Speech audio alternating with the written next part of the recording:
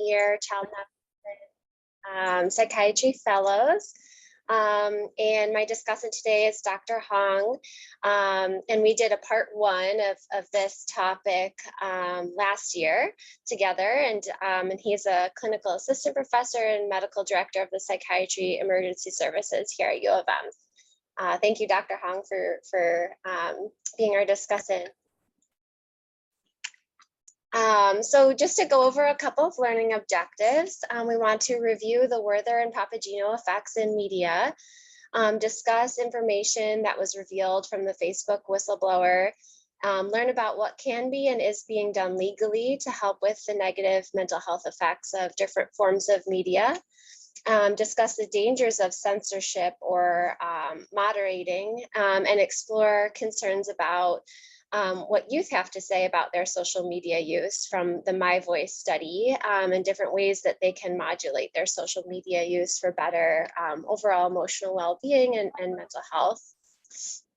So to just kind of review from part one, we talk about these different kinds of effects that we see in media. The Werther effect is the suicide contagion effect. This was based on the book created that was called The Sorrows of Young Werther. And it was so influential that it was banned in certain countries because there were people who were heavily influenced by this book. It portrayed suicide as quasi-heroic. So that's something that kind of has continued to this day, and we refer to it as the Werther effect when there's a suicide contagion effect. The opposite effect is the Papageno effect. That is the suicide protective effect. Papageno is a character in Mozart's play, The Magic Flute. And so for the Papageno effect, we see that an individual is presented with alternatives to suicide. And so that is kind of the basis of that effect there, because that is what happened for that character Papageno in the play. What we also wanted to review from part one is that adolescents are a vulnerable and highly impressionable group. And they frequently copy others' behaviors or react in response to things that they've seen. So these effects are especially salient for our young adolescent and young adult populations. Through a social learning theory lens, viewers of media with suicide content may learn what is portrayed on screen and simulate those learned behaviors. And as these portrayals become more and more prevalent, youth may feel led to believe that suicide is more prevalent, more acceptable, and more desirable in real life.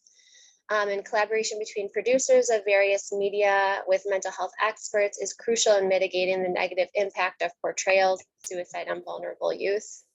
And then as far as media guidelines, there are a lot of different organizations that put forth media guidelines.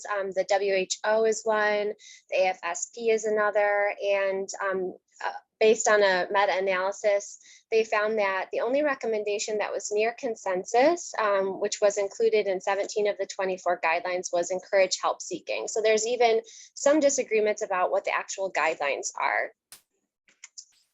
So I wanted to present this today because, a lot of you may be familiar with this case.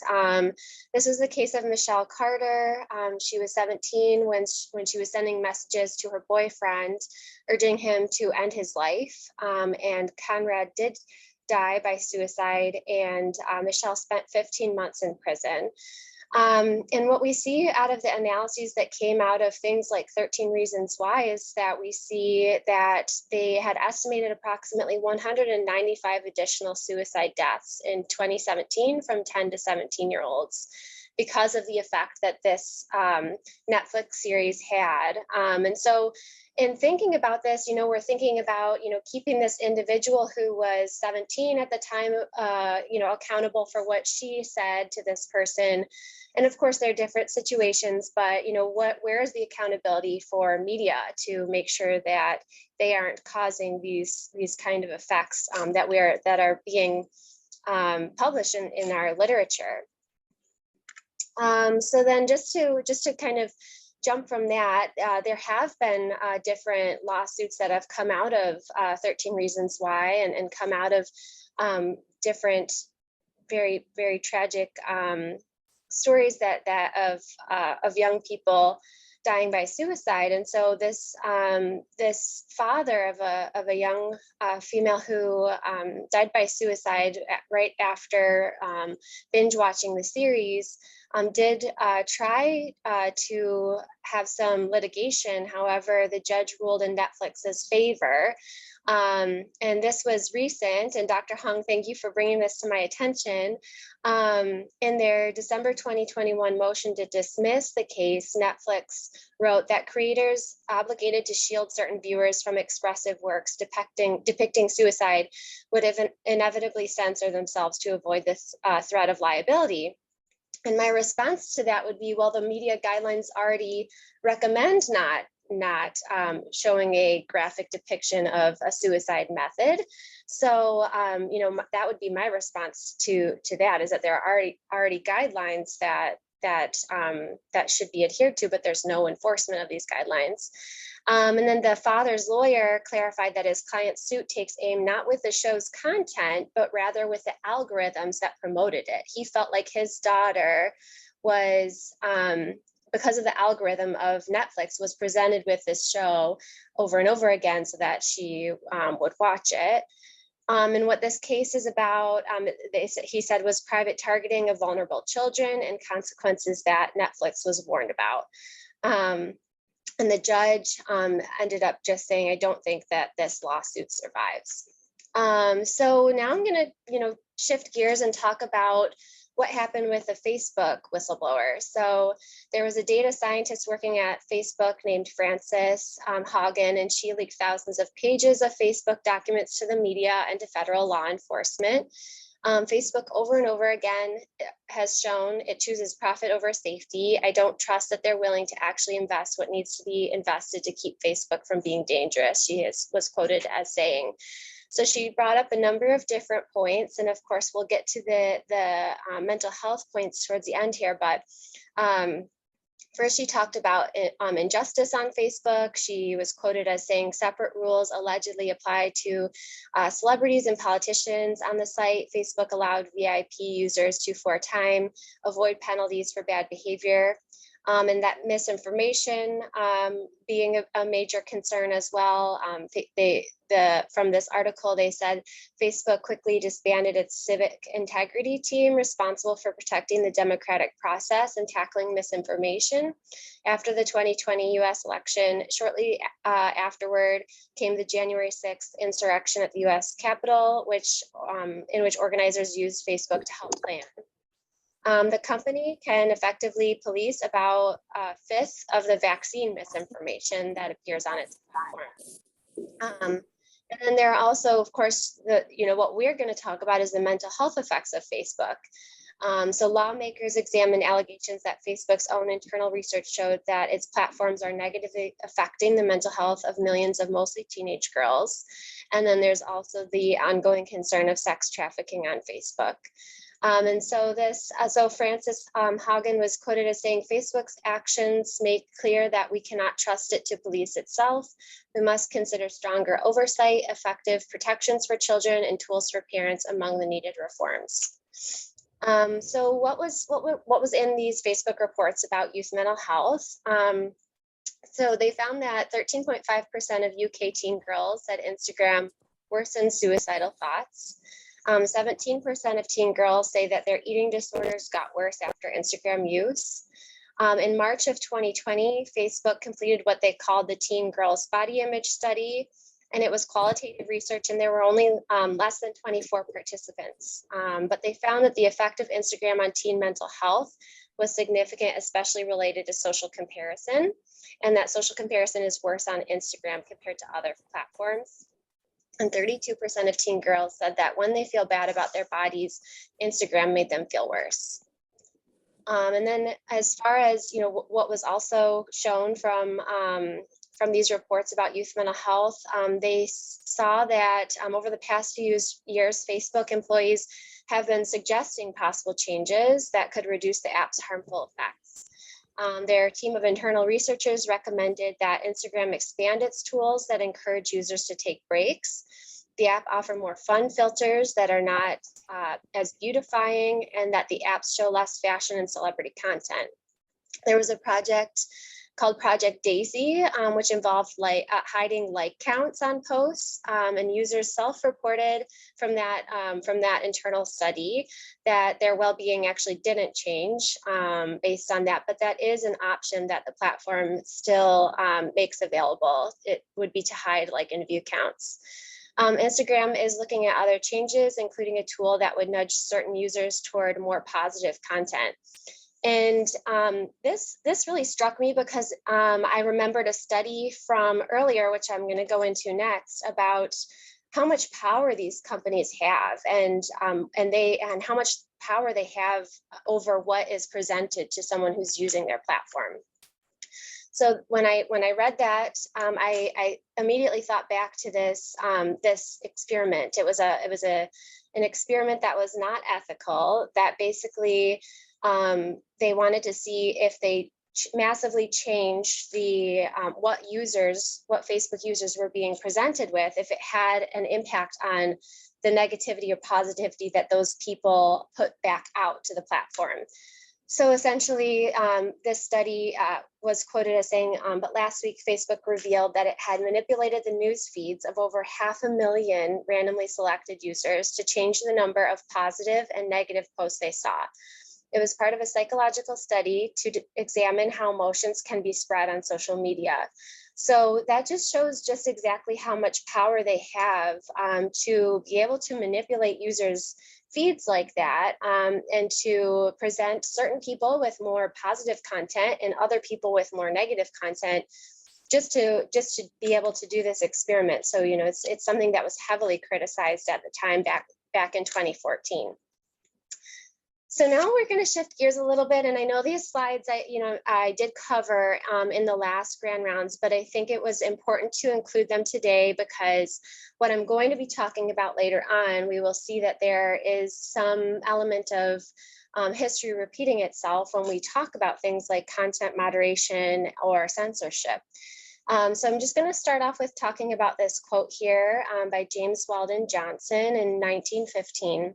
So this quote is in response to the film Birth of a Nation. So he said, "The Klansman did us much injury as a book, but most of its readers were those already prejudiced against us. It did us much injury as a play, but a great deal of what it attempted to tell could not be represented on stage.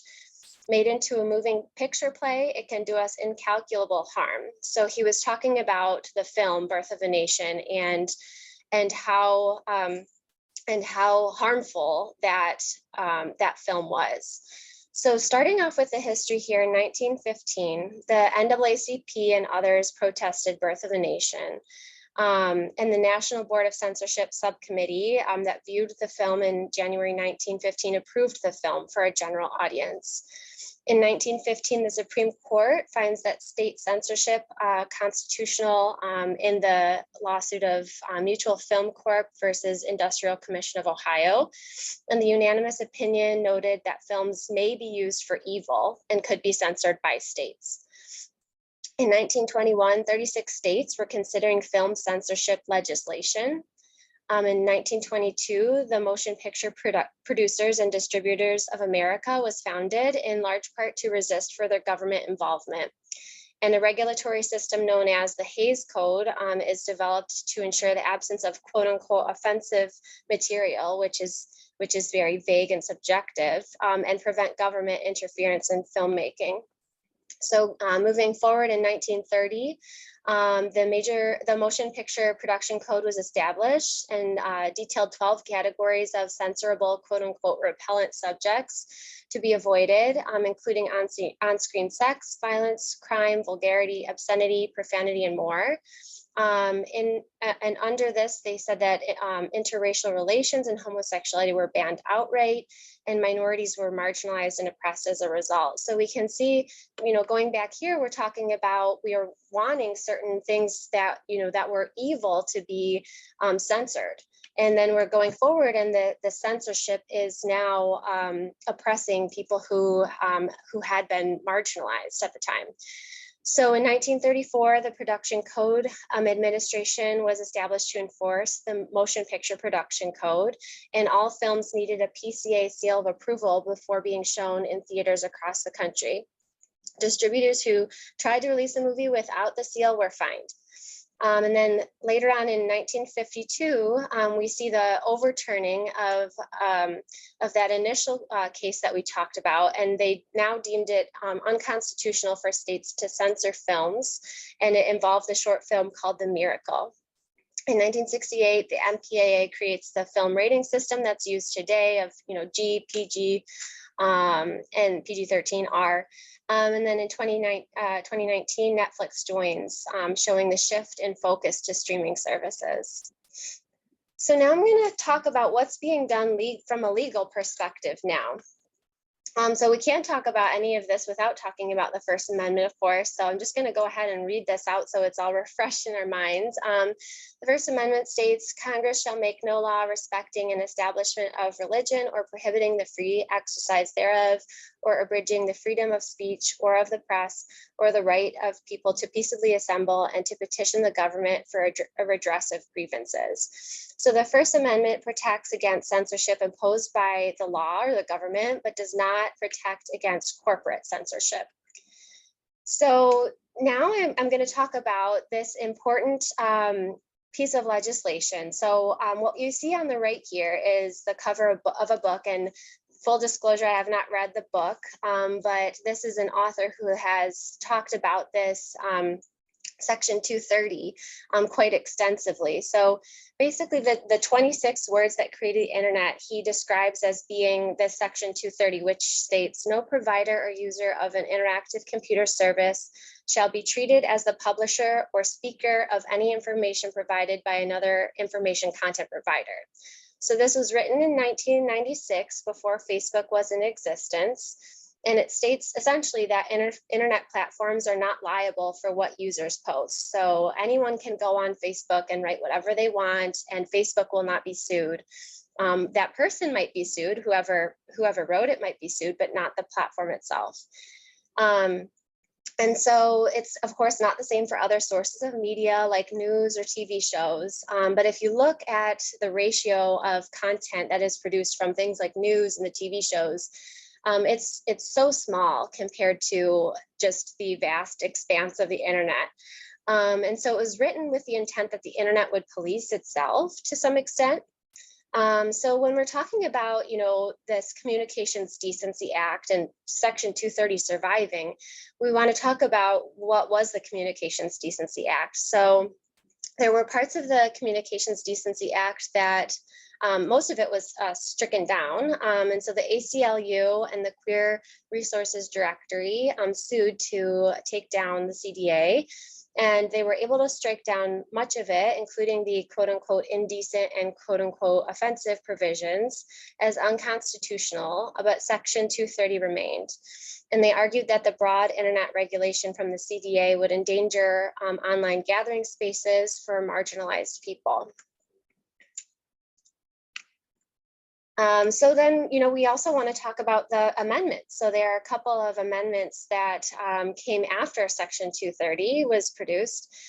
So there's the FOSTA SESTA, that is the exemption to 230 created by Congress in 2018, would hold platforms liable for third-party posts or ads that facilitated sex trafficking. And then there's the Earn It Act of 2020, or Eliminating Abusive and Rampant Neglect of Interactive Technologies Act of 2020. And there was a creation of a commission to prevent, reduce, and respond to online sexual exploitation of children, including the enticement, grooming, sex trafficking, and sexual abuse of children, and the proliferation of online child sexual abuse material. And some have said that this broad legislation could curtail different kinds of anonymous speech, which is important in the LGBTQ community. There's also the Safe Tech Act, or the Safeguarding Against Fraud, Exploitation, Threats, Extremism, and Consumer Harms Act of 2021. And it has a civil rights provision that removes Section 230 immunity when third-party posts lead to discrimination on the basis of race, sex, religion, and other protected categories. However, this approach often ends up backfiring on actually marginalized groups, and I'm definitely going to expand on that later when we're talking about the dangers of censorship. Some laws say that it may result in platforms, quote unquote, filtering out, these broad categories of posts to avoid lawsuits. So then, to continue with Section 230, where this comes up a lot is there were a lot of reasons why certain platforms, there was no legal case that could happen. And it's usually because of Section 230. And usually these lawsuits involve platforms like Grindr. So we'll talk a little bit about this. So Grindr says in its terms of service that it restricts users to 18 and older, but cautions that it makes no effort to verify identities. And part of the reason they can say this is because it's protected by Section 230. It creates an easy place for sexual predators to look for these kids, and Grindr is also at fault for knowing that this is happening and not doing anything about it. So this is a quote from a fellow ACAP Media Committee member, Jack Turbin, and he's written a number of different articles about this. If anyone's interested, you can look him up. And Turbin says in a New York Times opinion piece that gay kids, especially closeted ones, don't necessarily have the opportunities for intimacy that straight kids do, like classroom valentines and first prom dates, so they go online. And he also was quoted these different statistics that 1 in 4 gay and bisexual boys aged 14 to 17 in the United States are on gay hookup apps designed for adults. And 69% of them have had sex with someone they meet through these apps. So a lot of different kind of dangerous situations that people have been put in there. There are a number of different lawsuits involved. Involved people being harassed, and Section 230 essentially protecting these platforms like Grindr, like Facebook, from any kind of lawsuit. Some of these involve harassment. So there were a couple of different cases where there was a conspiracy theory out about someone starting coronavirus, and this individual was very scared for their life that all of these people were talking about it through these platforms like YouTube and Facebook. And these platforms were doing nothing to keep them safe. Their address was being sent around. And then in a separate case, there was an example where a man was being harassed by someone basically posing as him on Grindr, and thousands of people were coming to his address. But Grindr is not held accountable for this, even though there's significant safety concerns because of Section 230. And many dating sites do not require users to report sex offender status, and users are thought to police themselves. And then the last piece of legislation that I'm going to talk about is the Children's Online Privacy Protection Act of 1998. So this imposes certain requirements on operations of websites or online services directed to children under 13 years of age, and on operators of other websites or online services that have actual knowledge that they are collecting personal information online from a child under 13 years of age. There's a section of it that Section 312, which prohibits unfair or deceptive acts or practices in connection with the collection, use, and or disclosure of personal information from and about children on the internet. And it details what a website operator must include in a privacy policy, when and how to seek verifiable consent from a parent or guardian, and what responsibilities an operator has to protect children's privacy and safety online, including restrictions on the marketing of those under 13. So now I'm going to talk about, some kind of creative ways that people are taking legal action through what happened from this Facebook whistleblower situation.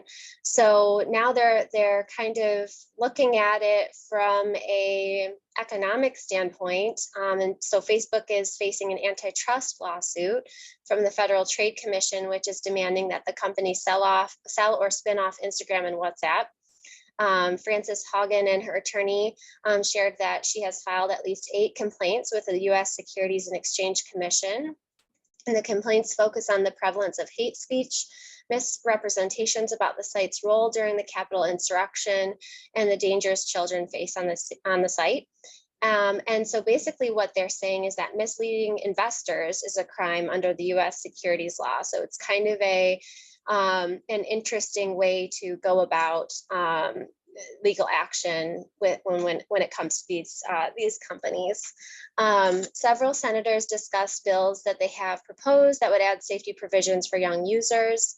And Hagen encouraged lawmakers to demand Facebook's internal research report stating that only through complete transparency that Congress could hope to understand and eventually regulate social media. So now I'm going to talk, we've talked a lot about, the different concerns that we have about social media, about entertainment media.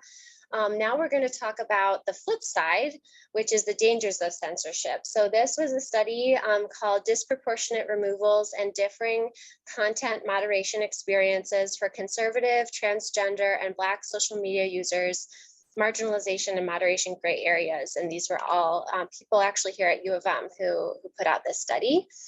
It was in the Journal of Proceedings of the Association for Computing Machinery on Human-Computer Interaction. It was a mixed method study, which involved qualitative and quantitative analysis. And their question was, they were trying to understand which types of social media users have content and accounts removed more frequently than others, and how they perceive that content is removed and how that might differ between groups. So there were between 200 to 900 participants.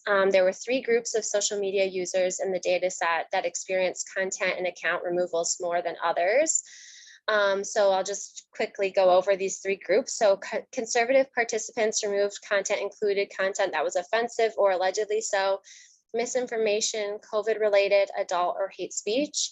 Transgender participants' content was often removed as adult despite following site guidelines, critical of a dominant group, such as white people or men, or specifically related to transgender or queer issues.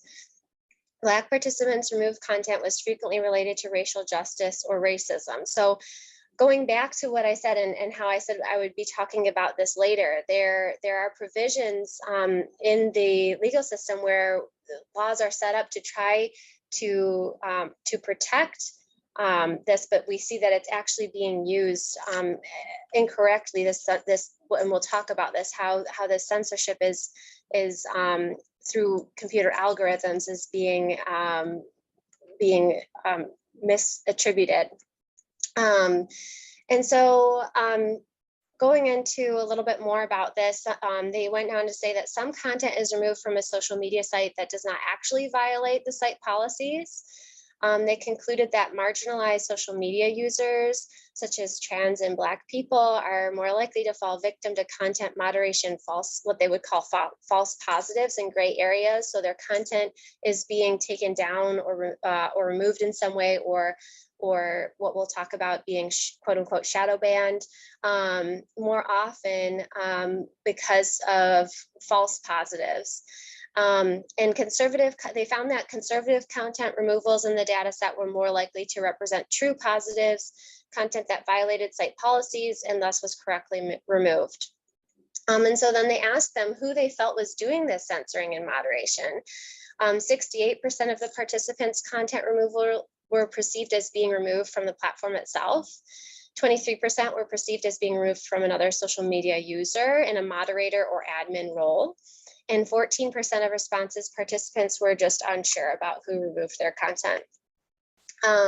So the current content moderation landscape is quote unquote lawless, is kind of what they said in this study, that social media platforms have a tremendous power to make moderation decisions behind closed doors without relying on a consistent and vetted set of laws and processes. So those who are compelled to flag other users' photos do so because they feel strongly about the content, usually because they are offended by its violation of their personal norms, which may be sexist or homophobic. And content flagging as a gatekeeping practice can privilege normative identities and experiences and disparage marginalized users, and can evolve to a form of what they would say as digital gentrification that exacerbates power disparities. And removing content and accounts takes away the valuable support of resources for people who seek shared non-normative experiences online. So we want to talk a little bit about, what were the specific things, because we have some participant qualitative data that was really interesting to read. So in talking about trans accounts being censored, they said that Facebook often removes trans accounts as being in violation of their quote unquote real name policy. And then that disproportionate social media content moderation can lead trans people and communities to feel invisible. A participant experienced a content removal related to coming out as trans on Facebook and was quoted as saying, "I had come out as transgender," and the post was taken down within an hour. I can't imagine, what that person must have been feeling, that they were sharing something about themselves that was then censored and given attributions as being bad or something that needed to be taken down. And then in 2019, Facebook researchers found that under their new proposed automated moderation system for Instagram, Black people were 50% more likely than white people to have their accounts automatically disabled.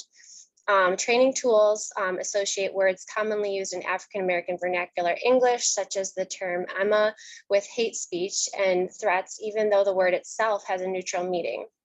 And cites ability to differentiate when someone is critiquing racism versus being racist have caused Black activists and Black social media users to outwit Facebook's algorithms and moderators by using slang, emojis, and hashtags. And the fact that racial minorities must employ these workarounds like these to simply be able to use social media sites signals that content moderation inequities must be addressed. And Black participants frequently reported removal of racial justice content or content describing racism. A participant described their experience on Facebook. I was discussing anti-racism and my post got removed for hateful speech because I mentioned white people in a negative way, that context being about racism and white supremacy.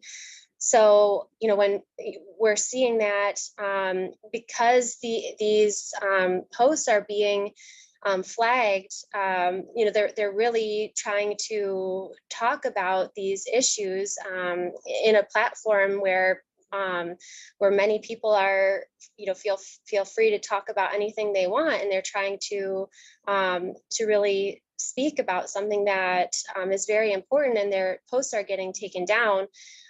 So we're seeing, that censorship is happening in all kind of haphazard ways. There's automated systems. There's people that are just going around and flagging things to be taken down, and there's no real clear transparency with the public about how these platforms are moderating their content. There's even now there's a setting on Instagram now where you can choose, there's 3 different levels, and there's the least offensive, the middle one, and then allowing everything to be seen. It's like this word offensive, like we see in history over and over again. What is Instagram now using as the threshold for being quote unquote offensive, and they're not sharing this with the public. They're not exactly saying how they're doing all of this content moderation. So this paper did talk about some different solutions. They talked about contestability, or the ability for users to meaningfully challenge algorithmic determinations, and such an approach would need to go far beyond current social media appeals processes, which are insufficient. And sites often clearly label misinformation or contested content so that users can take caution before clicking. Sites often blur adult content so that a user may take the extra step of choosing to view the content and clicking on it, rather than such content appearing in one's timeline automatically. And all sites should employ different moderation approaches for different online spaces, depending on the context and audience, especially considering online community contexts.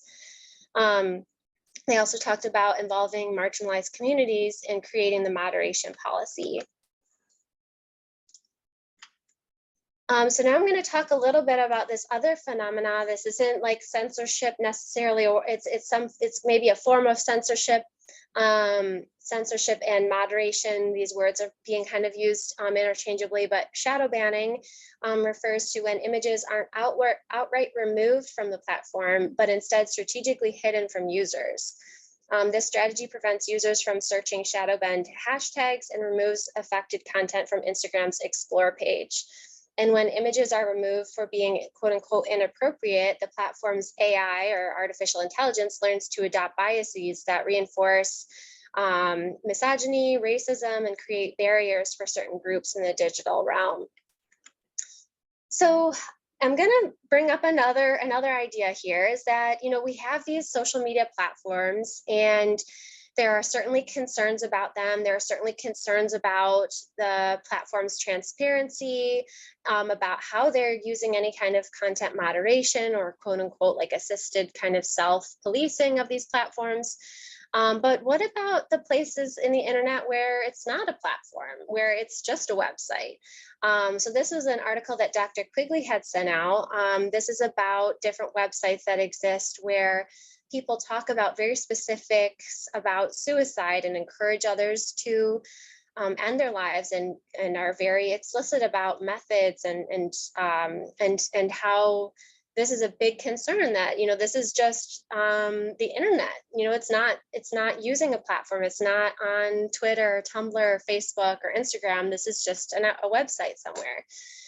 So, we have this question here about what about harmful content that's not on a social media platform, but just on the internet. And so, that this is another question that comes up. We have these platforms and these companies, but then there's also just the internet. So kind of what, leads us to kind of think about, what can be done, because this is such a complicated topic. On the one hand, we certainly don't want young people to be seeing explicit formulas for how to kill themselves on platforms like social media platforms. But on the other hand, censorship and moderation and shadow banning and all these things that are going on are terrible. And so how can we navigate this really complex question? And I don't think there's an easy answer. But we can, teach youth about social media use in health class at schools. We can talk with our patients about their social media use as mental health professionals. When asking about safety, we might want to ask, when was the most unsafe you've ever felt on the internet? Instead of asking them a yes or no question, like, have you ever felt unsafe on the internet? Encouraging youth to explore in-app resources to modulate their use. There are certainly a lot of different settings available, and it seems like they're ever changing. You can talk with them about hiding like in view counts. You can talk about making their account private. There are a lot of different settings that the platform has about setting a timer. The platform has in-app ways to set a timer. And many youth are already very insightful and resourceful about this, but some may not be aware of these strategies. So that kind of brings me to my next topic, which is the My Voice study that we did. So this is a study that I did with Dr. Fitzgerald and Dr. Selke and Dr. Sullivan. And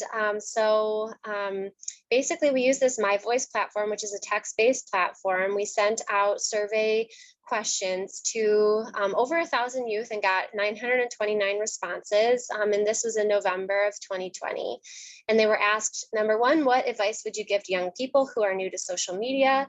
Number two, have you ever felt like you needed to change your social media use? Like what you view, time spent, and why? And have you ever deleted or thought about deleting your social media accounts, and why? And so in our results, we found that youth showed insight about the negative impacts of social media and were especially concerned about safety on social media. A majority of respondents deleted or thought about deleting their social media account or app. And youth were more likely to report wanting to change the amount of time they spent on their social media compared to the content they viewed. And youth have employed methods to modulate their use because of their awareness. So going into these different categories that they talked about, I'm just going to share some quotes with you from the responses that we got from the My Voice study. So they talked a lot about the negative impact on perception of reality, They talked about understand that you're comparing your whole self to everyone else's best self. They talked about fact checking. They talked about that the internet is so far off from reality that the more time you spend on it, the more you forget what real life is actually like. They said there are so many toxic anonymous individuals and groups online that completely warp and kind of brainwash you. One participant said, I felt like I need to cut down on social media because it affected my values. There's, of course, a lot of ambivalence about social media. 63.2% of respondents indicated that they have deleted or thought about deleting their social media accounts or apps at some point. A couple of quotes about this here are that one participant said, I also am on my phone way too much before bed and during the night. I want to get out of that habit and improve my sleep, but I have trouble with doing that. Another participant said, I have repeatedly deleted Instagram in an effort to improve my emotional state, but then I reinstall many times. One of the major areas where they were expressed concerns was about safety.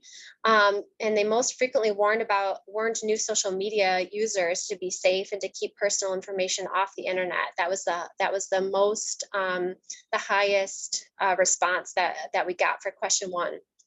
Here are a couple of quotes. I believe that it is imperative for people who are new to social media to start with their accounts private, particularly younger teens. I believe it is necessary that parents monitor their children's social media at least until high school. Another respondent warned of the danger of location tracking links, which exist. That was very scary to read about. One discussed the issue of adults interacting with youth online. They said to be very wary of befriending adults online. I've seen stories of minors jeopardizing their safety and or mental health from engaging in unsafe social media practices. One said, a couple years ago, I had been blackmailed by a person who threatened to share my personal photos with people who follow me. I blocked and reported that person and deleted my account. One participant said, I've deleted accounts to get away from people who kept trying to find me after I realized my relationship and age gap with them was inappropriate and cut them off. And lastly, someone reported someone really scary threatened me and freaked me out. So then they also were likely to talk about the negative impact of social media on their mental or overall health.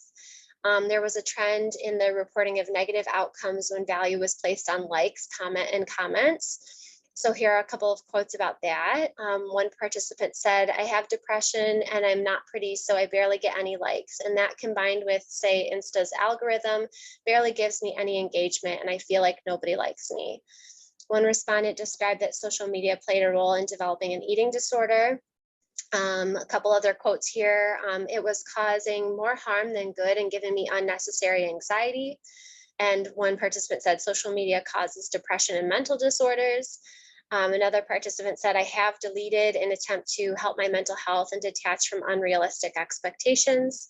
A lot of people talked about problematic use or even used the word addiction. So here are a couple of quotes about that. Limit yourself. Social media addiction is no joke. I'm addicted to Instagram and it's forced my life into an uncomfortable direction that I wish I could have avoided. I have thought about deleting them because of my dependence on them. I didn't want a little app taking over and ruining my life. I've deleted my TikTok account. I literally couldn't stop watching videos. And then they talked about changing the time that they spend on social media. So 42.7% of respondents recommended limiting time spent on social media. So here are a couple of quotes about that. Also limit the time you spend on social media, go outside, talk with people directly, don't just get caught up in staring at screens all day. Schedule time to be on social media and stick to it. Use a timer to help you stay on top of the time. Don't waste your life away in social and live in the moment. For some time, I spent nearly all day on social media and I've spent 20 plus hours a day in social media. I set reminders for when to get off. And then lastly, I was spending too much time on TikTok and it was messing with my head. So I told myself that I won't go on it past like 9 p.m. They also talked about social media's negative impact on through interpersonal conflict. So I'll read a couple of quotes about this. Not listen to the hate comments because people commenting are hurt and they want to hurt others to feel better, which is toxic. Tell an adult or anyone you trust if you encounter cyberbullying.